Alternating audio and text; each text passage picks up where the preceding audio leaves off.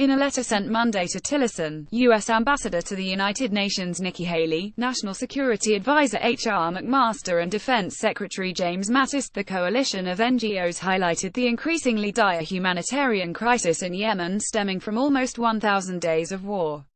It calls on the U.S. and the international community to work toward achieving several specific objectives aimed at addressing the situation in Yemen, obtaining agreement from Saudi Arabia, the United Arab Emirates, and their allies to immediately end the blockade of Yemen's land, sea, and air points of entry, secure concrete commitments by all parties to the conflict to allow rapid and unhindered access into and throughout Yemen for humanitarian supplies and personnel, and essential imports of food, fuel, and medical supplies, condemn all attacks on civilians by all parties, demand an urgent ceasefire by all parties to the conflict, and generate genuine commitments by Saudi Arabia and the United Arab Emirates to respect international humanitarian law and end deliberate or indiscriminate attacks on civilians. Set forth a plan to reinvigorate peace talks and end unlawful attacks on civilians, through a realistic and concrete roadmap to peace.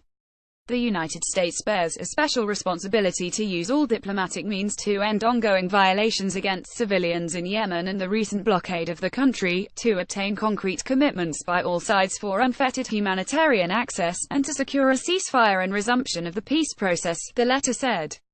The breakdown in Yemen of respect for international law and the rapidly worsening humanitarian situation puts millions of civilian lives at risk, and threatens not only regional stability but also international peace and security more broadly, it added.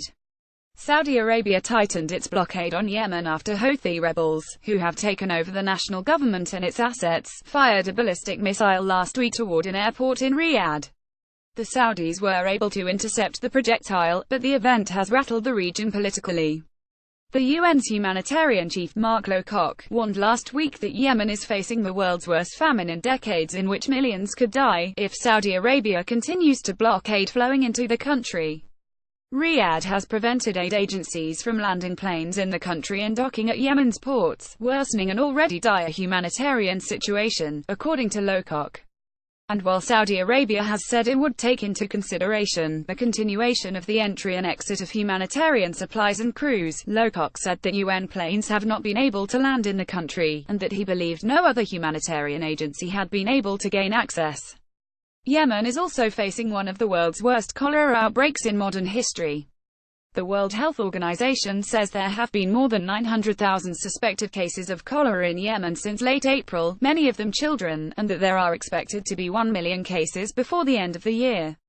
More than 2,000 people have died so far in the cholera outbreak alone. Monday's letter to top U.S. officials echoed Lowcock's concerns. The recent decision by the Saudi Arabia and United Arab Emirates coalition to temporarily close all of Yemen's land, sea, and air entry points is deeply worrying, coming as it does on top of this already dire humanitarian situation, the letter said. This blockade already has grounded UN flights, prevented humanitarian workers from flying in and out of the country, and barred ships already in port from offloading life-saving food, fuel, and medical supplies bound for afflicted civilians, including children. State Department spokesperson Heather Nauert told reporters last week that the U.S. is closely monitoring the humanitarian crisis in Yemen and is concerned that the recent blockade will only add to the suffering of the Yemeni people. But while Nauert said that the U.S. supports unimpeded access for commercial and humanitarian goods into Yemen, she did not explicitly state support for the UN's call for the Saudis to immediately open borders, airspace and ports used to bring that aid into the country. The State Department did not immediately respond to CNN's request for comment on Monday's letter. CNN's Angela Dewan contributed to this report.